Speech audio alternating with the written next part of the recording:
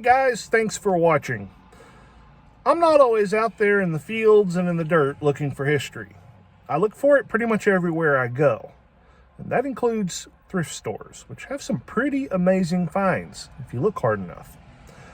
So I was in a local thrift store last week and I was actually looking through the bookshelves and I noticed a little brown envelope wedged between the books.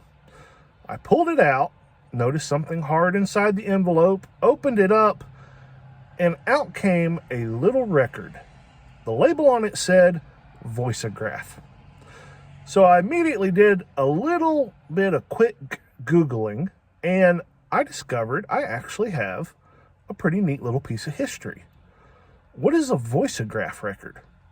Well, it speaks to a time not so far back in the 40s and in the 50s when the ability for the masses to record their voices was really growing. This was something pretty cool. Now, television and radio had been around for a little while already, but that wasn't for the masses. That was for the few and for the elite.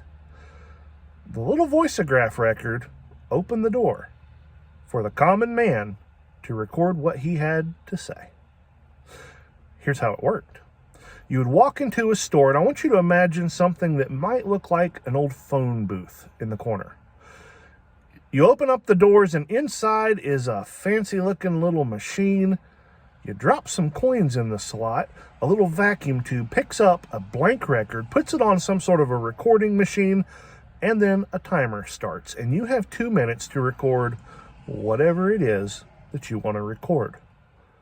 Your record gets spit out, and then you can mail that record to whoever you want to mail it, and they have your voice forever preserved on a little record.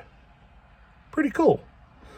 Well, now that I'm holding my own Voiceograph record, you know that I'm dying to know what is recorded on it. The date on the label said 1953. But first, I had to find a friend that actually owned a record player. And that's when my buddy Mark stepped in, and this is what we heard. Does it need to be on 45 speed? Do you know? 70. 78? I think it's on 78. All right. Which is...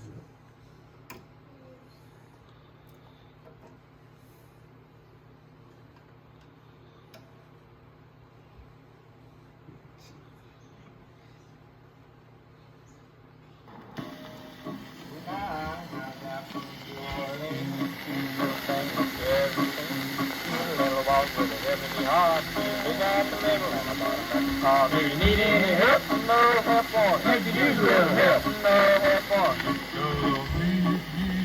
Do you need any help? Do you need any help? I can handle this job all by myself.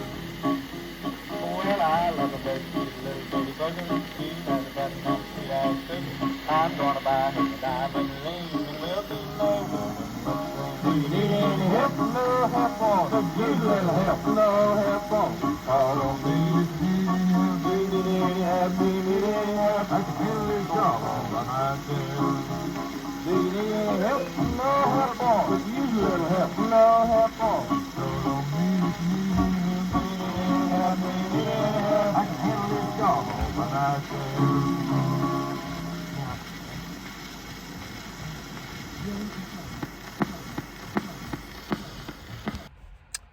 Now, I sure wasn't expecting that. I kind of thought it might be a kid or something, you know, talking on a record. But what we got was 4 men somehow crowded around that booth. And they're playing a song. Now, it's not their song. That song is actually titled No Help Wanted. And it was written in 1953, the same date that that little record was recorded, by a man named Jumpin' Bill Carlisle. So, it must have been a popular record. And these guys wanted to give it a try, see how well they could do their rendition of the song. So they recorded it, did a pretty good job. And they mailed it to somebody, and somehow it got lost in all the shuffle and ended up in my hands. Still a cool little piece of history. But it got me thinking about the history of recorded voice. Man, that can be really, really, really important thing in certain scenarios. Now, I have had a couple recordings on my phone that I have wanted to share in a video for years. This is the perfect opportunity.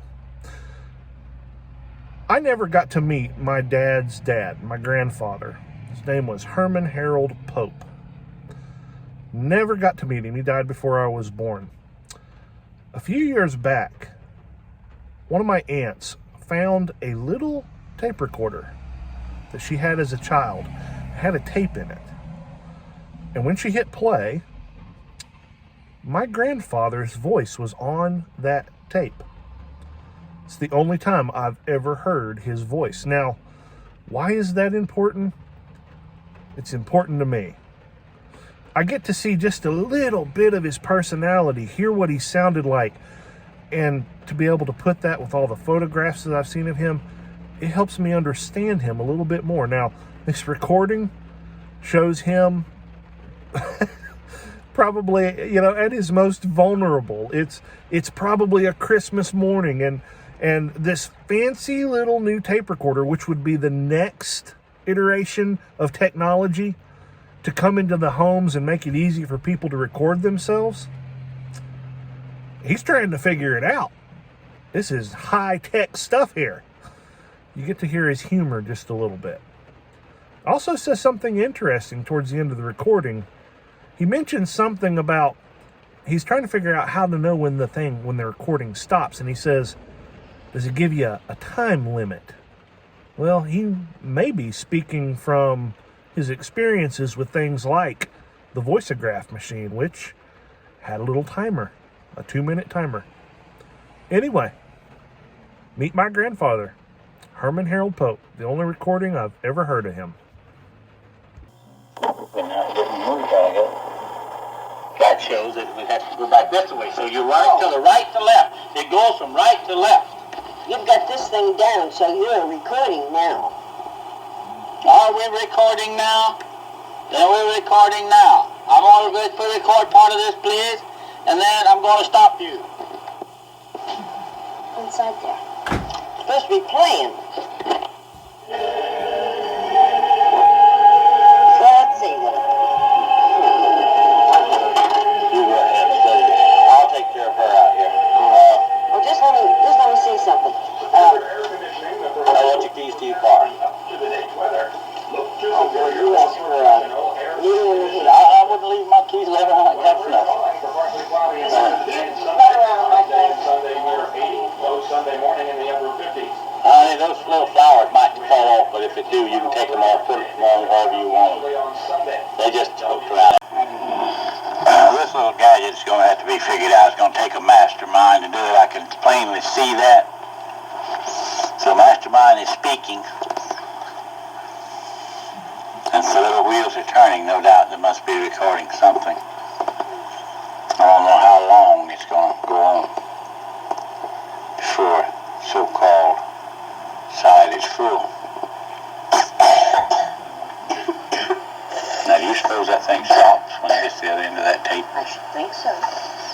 Answer me, tape recorder. Do you stop when you unwind? Electronic brain.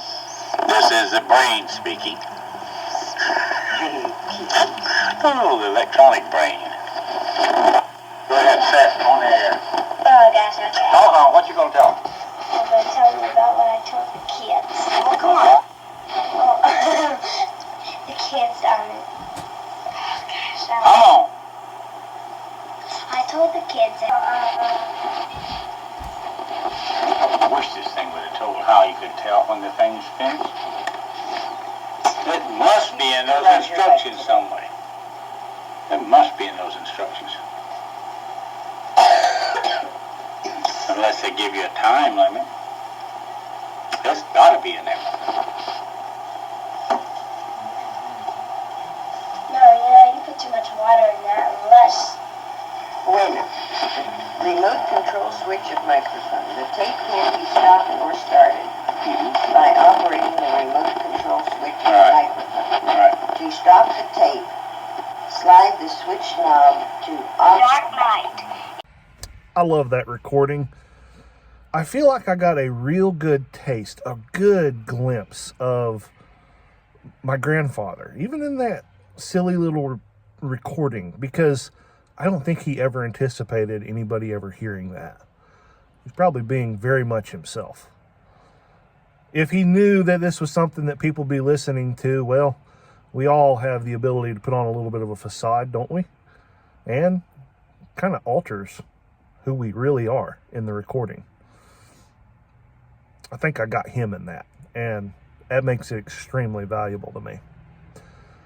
I have one other recording that I want to share with you, and it too was a recording in which you're going to get very much the real thing. My dad passed away 6 months ago. A couple years back, I went to the house and visited him and Mom, and I'm a pastor. My dad was a pastor. Dad loved talking about the Bible. He was always studying, and he always had something to share with me. And sometimes, I'll be totally honest with you, just didn't have the time. I knew that if Dad had something to share, I was going to be there for a little bit. This is one of those moments. So I sat down, and Dad wanted to share something he had written with me. And as he began to speak, a few minutes in, I realized that Dad wouldn't always be here. And as much as I kind of wanted to be somewhere else at that moment, I realized there might come a time where I would give anything to be able to sit down and listen to my dad. So here's what I did. Just kind of slipped my phone out of my pocket, and I hit record, and I never told him that I was doing it. Man, am I glad that I did. Because what you're about to see, and what I get to watch from time to time, is my dad being my dad. Not knowing he was being recorded, not knowing that any of you would ever hear what he's about to say. And what he's about to say is pretty good. I'm going to leave you with this. I want to leave you with the thought. The next time you hit the record button, make it count.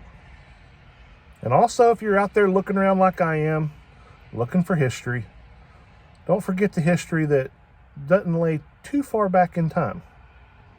The recorded human voice is an important thing to preserve.